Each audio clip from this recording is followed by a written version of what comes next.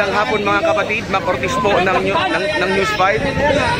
Andito tayo ngayon sa Senado at kasalukuyan nagpoprotesta ang bagong alyansa ng Makabayan para sa impeachment ni VP Sara Duterte. Kaya ang babala natin sa mga senador, bumanda kayo sa galit. Sara now!